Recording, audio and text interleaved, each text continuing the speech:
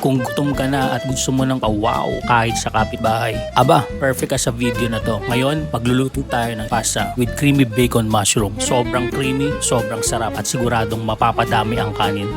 Pasta pala. Welcome dito sa JC's Gali. Ngayon, magluluto na naman tayo ng another dish pero this time pasta. Ang ating spaghetti with creamy bacon mushroom. And here's our ingredients. 300 grams bacon strips or slice. Nahiwa na natin yan. 100 grams queso, cheddar cheese ang gamit natin. Pangdagdag lang yan ng creaminess kahit anong hiwa yan. Dijon mustard, 1 tablespoon. Dried herbs, halo-halo na yan. May basil, parsley, at thyme. Dash lang yan mga kagali. Para sa aroma, dagdag aroma. Panggisa natin, garlic, isang buo. Chop onion, isang buo. Ang ating mami, halo-halo na rin yan. Nandiyan na ulit yan. Sama-sama, chicken powder, salt and pepper. Okay? Para naman sa ating sauce. Whipping cream, 400 grams and then 150 grams ng gatas. Fresh milk. Nandiyan na yan. Pinagsama ko na yan mga kagali. And ang bida sa ating ingredients, spaghetti pasta. Alright, simulan na natin.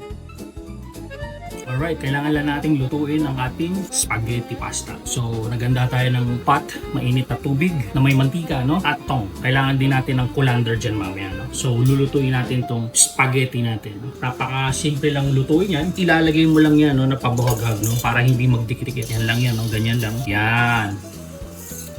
Tapos, kailangan natin yung haluin. Haluin lang natin maigi, Yan. Bakit natin hinahalo, mga kagali? Para hindi magdikit-dikit, Ang goal natin dito, al dente. Yan. Yan ang texture na hinahanap natin sa ating pasta. Ngayon mga kagali, nandiyan na yung pasta, mainit na, umuusok-usok. Kaya ang gagawin lang natin, tatapan natin yan. Yan. Kaya mo siyang maluto sa sarili niyang init. Habang niluluto natin ang ating creamy bacon with mushroom, antayin natin maluto sa sarili niyang init. Yan ang sikreto para maging al dente yan. Tsaka natin yan papalikan. Okay? Tuloy natin mga kagali. Ngayon naman, lulutuin na natin ang ating bacon. Yan. Naglagay tayo ng konting mantika, Konting-konti lang dahil magmamantika yan. Yung sariling bacon na yan. Hanggang maluto lang yan, Ayan, mga kagali, So, depende na sa inyo kung gusto nyo tostado, Pero para sa akin, okay na yan. Bakit dito ko siya niluto? Para lumasa na rin, Yung hindi ko na sineprate yung pan, para lumasa. Yung bacon, yung oil niya. Ayan, dyan tayo magigisa. Para sa ating sauce. Yan, pwede na yan, Para sa akin, okay na yan mga kagali. Mga ganyang klase na luto. Hindi ko na tutostahin. Yan, tapos na yung bacon. Diyan natin gigisahin. Gaya sabi ko ngayon, lalagay na natin ang ating garlic onion. Low heat pa rin, Gigisahin natin. Ngayon naman, gisahin na natin ang ating mushroom, Hindi ko nabanggit yan kanina, Ito yung isang lata, ng mushroom, 240 grams. Napakabango mga kagali, Nakita mo, na-toasted na rin yung garlic, Hindi siya sunog. Then lalagay na natin ang ating liquid, ang whipping cream at pinaghalong gatas.